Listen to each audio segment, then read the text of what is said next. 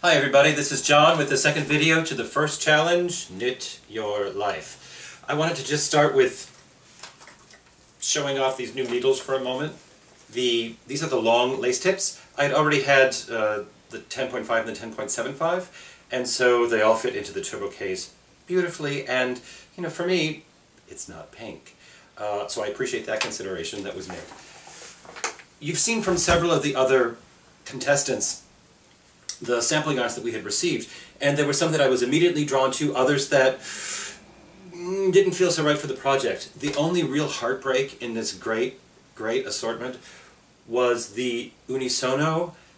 I love the springiness of the yarn, I love the way that it works up, the color changes, it's all beautiful. I am allergic to aloe, so the idea of working on this project with rubber gloves didn't have a lot of appeal.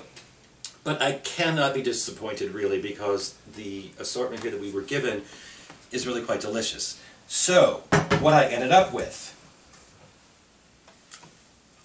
this. I've always been attracted to the achromats, the achromatic colors, so black and white were a necessity. It was something that I just had to do. I'm so fond of the tensions created by strong oppositions of color or texture, which then follows through with the watercolors of the blue and the fire colors of the oranges. Here we have 2 tones of the Milford in the black and the white, 3 of the Zauberwolle, and 1 of the Leinenlos. Inspiration for this deliciously and deviously open-ended challenge of Knit Your Life. I wanted to start with some very positive memories of my childhood. I was fortunate, really blessed, to have spent a few years living on my grandparents' flower farm in the Upper Peninsula of Michigan. Tulips, gladiolas, basically bulb and tuber farming. That's what they did. A lot of things to play in, a lot of color, and a lot of things to weed. But I was really taken with the items of their heritage that were all around this sprawling farmhouse.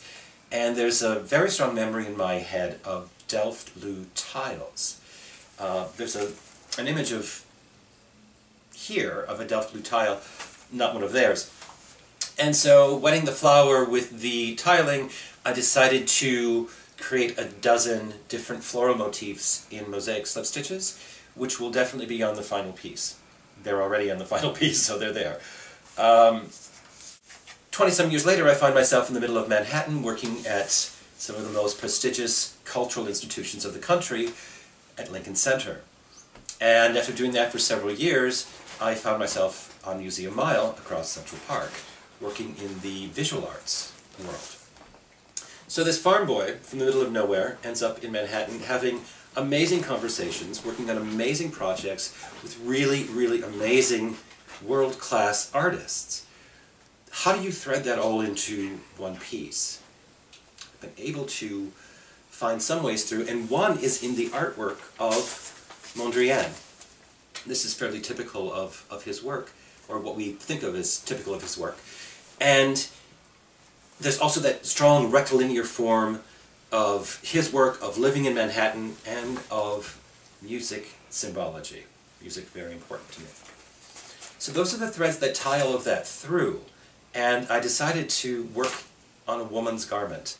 So that's where it is. I don't want to show samples or swatches or things like that. I want to keep it a bit of a secret, but I'm very eager to look forward to what the other contestants have come up with for this first challenge on the Fiber Factor. Thanks.